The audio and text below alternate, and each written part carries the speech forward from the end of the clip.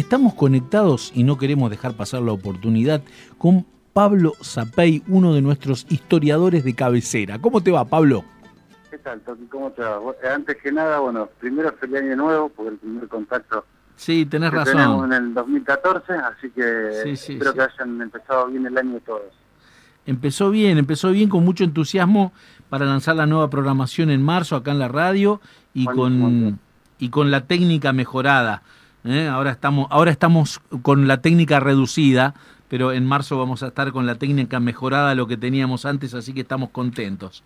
Bueno, Pablo, buenísimo y los felicito.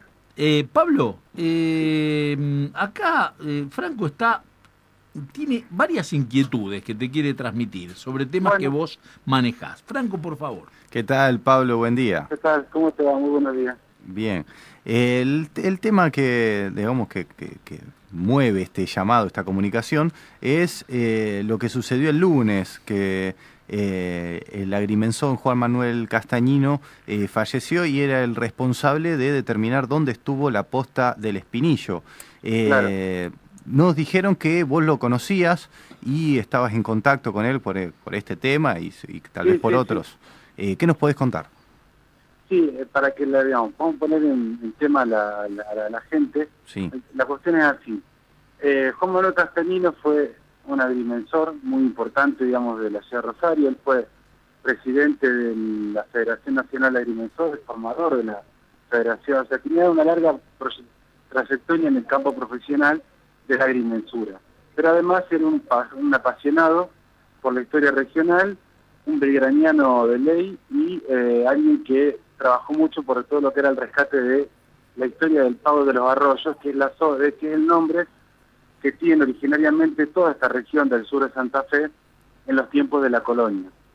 En función de ello, él asumió por un pedido del municipio de Capitán Bermúdez y a modo totalmente personal, ad honorem, comprometiendo él mismo su tiempo, su ingreso, costeando un libro de su propiedad, en la cual llevó adelante toda una investigación para poder precisar dónde estaba ubicada la posta del Espinillo.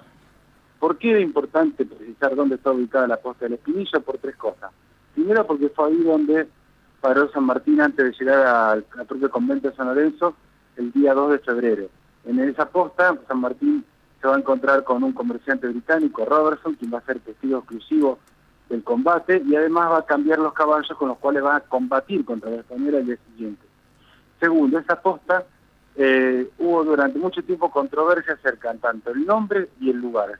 Se la conoció como posta de San Lorenzo y se decía que estaba ubicada a la vera de la Ruta 11, cuando en realidad la Ruta 11 no existía como camino ni como huella en los tiempos en los cuales San Martín estuvo por la región. Y no se sabía dónde estaba ubicada. Si estaba en lo que era el distrito de Capitán Bermúdez, si estaba lindante con el distrito de Baigorria. Esto es, cuando San Martín pasó, esto era campo. Cuando, digamos, 100 y pico de años después, hay una importante zona urbana e industrial, en donde San Martín recorrió un terreno, digamos, bastante yelmo. En definitiva, por todas esas cosas, él asumió el desafío de tratar de ubicar la posta del Espinillo y lo hizo. Estuvo trabajando casi 2 años en eso y eso se vio cristalizado, por un lado, en un libro que se llama La existencia de la posta del Espinillo, y también por un dictamen que realizó a favor, por pedido de la Municipalidad de Capitán Bermúdez, en la cual dictaminó la ubicación y, digamos, el lugar, los tiempos de funcionamiento y recreó mucho más la historia de lo que nosotros conocíamos acerca del funcionamiento de la posta. La posta, lo que tuvo de la particularidad, estaba ubicada en lo que hoy es parte de la Plaza Antártida Argentina y de Barrio Copela, 100 metros de la radio. Claro. Nosotros estamos buscando, Pablo, acá, removemos el piso cada tanto porque hay un testimonio de Robertson que dice que San Martín perdió un botón de su chaqueta aquí en la posta del Espinillo y queremos encontrarlo, Pablo.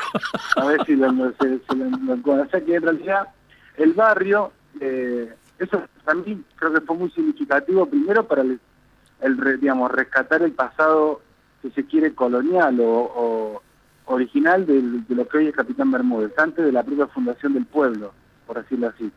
Segundo, porque me parece que las circunstancias que esto se ubique en un barrio importante importante para la ciudad y que está bueno que la propia gente del barrio sienta que un pedazo importante de la historia pasó ahí. Sí, señor. O sea, metros más, metros menos, pasó ahí. Y eso posibilitó, digamos, que el municipio el año pasado inaugurara un monolito en la plaza, recordando la ubicación.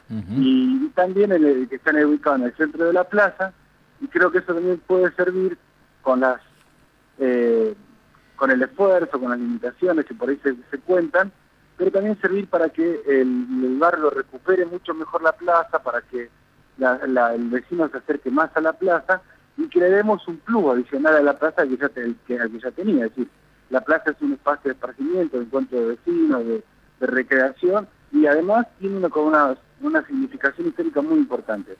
Así que por todo eso el trabajo de Juan Manuel fue muy bueno.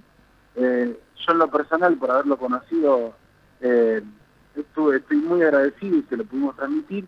Y además fue un hombre noble. Creo que es algo que está bueno rescatar en estos tiempos con todo lo que significa la palabra noble, digamos. Esto es buena persona, atento, respetuoso, un hombre que daba la palabra y la palabra valía.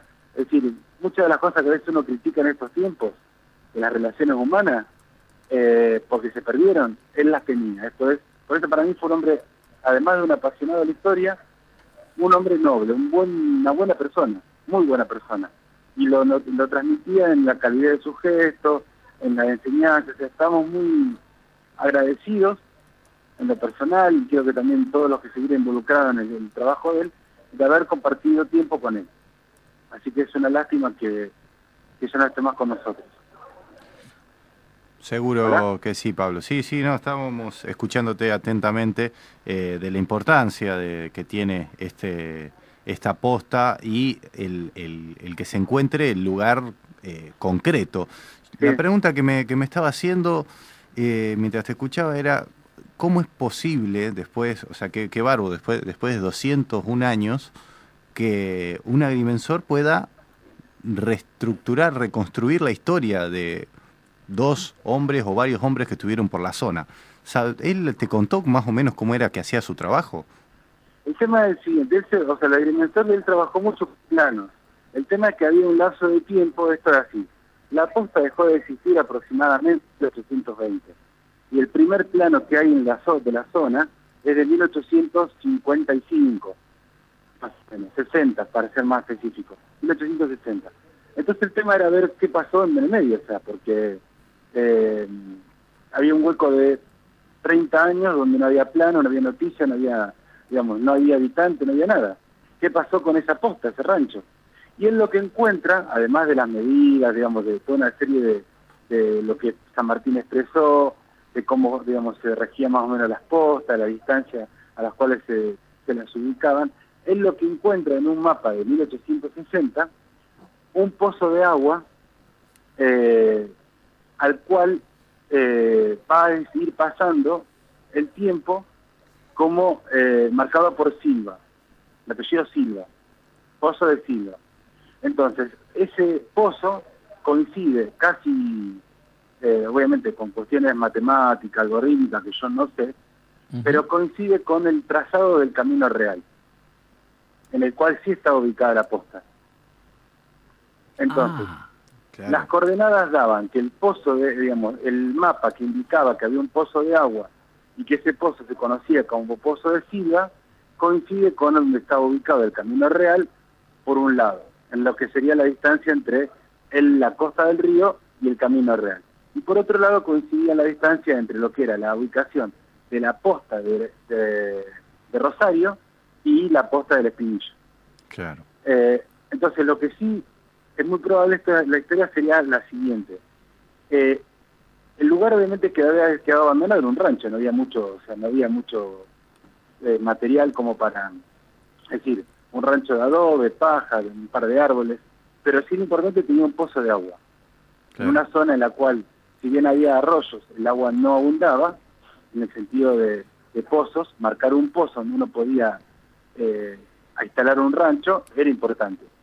En el año 1860, Vicente Silva es quien va a fundar la posta de Silva, después que fue la que dio una controversia y unas confusiones, llega de Mendoza, compra las tierras y se ubica ahí, porque había un pozo. y había, suponemos que restos del rancho. Él después, esto fue en 1862, él construye su casa al año siguiente, al 1863, más o menos 64. Entonces, abandona el pozo, se instala donde, para que la gente se ubique, es Celoña, Escalada y Entre Ríos, y ahí queda, pero lo que es importante es que quedó la marca de su ubicación en planos, de mensura. Y a partir de ahí, Castañino reconstruye todo el relato y también le puede fijar posición. Qué bárbaro. Excavaciones no hubo, ni búsqueda de elementos así, no, como para confirmar absolutamente eso, no. Lo que pasa es que eso en algún punto es un segundo plano, un segundo paso del proyecto. Claro. Porque implica, por un lado, a nivel, generar acuerdos institucionales con la universidad, por ejemplo, para realizar la exploración. Más allá de que sí, claro, es un trabajo sea en una plaza. El tema es que también en el plano de eso, o sea, en los terrenos que Castañino citaba que podía ser ubicada la posta, incluye terrenos privados. Claro. O sea, es decir, incluye parte de la plaza, pero también incluye, por ejemplo, la esquina, creo que de Uruguay, si no me equivoco, la calle que corta la plaza. Sí, Uruguay es la que corta de este a oeste, digamos. Claro, entonces ahí hay otro temita, digamos. Pero la idea es que sea un segundo paso, poder realizar algún tipo de exploración. Lo que pasa es que eso, digo, implica un trabajo mucho mayor en tiempo, en recursos, en personal comprometido, que esta investigación, que fue básicamente obra de alguien que apasionado por la historia y que la llevó adelante casi en forma individual, como un trabajo, sí. Mirá vos, qué maravilloso. Pablo, siempre es maravilloso desasnarnos sobre estas cosas, vamos aprendiendo cada vez un poquito más, con el orgullo de que nuestro barrio sea el lugar en donde la famosa posta del Espinillo o posta de San Lorenzo, como la denominábamos antes, haya estado por aquí en el barrio. Te agradecemos a vos y le agradecemos a agrimensor, no recuerdo el nombre, Castañino, Juan Manuel.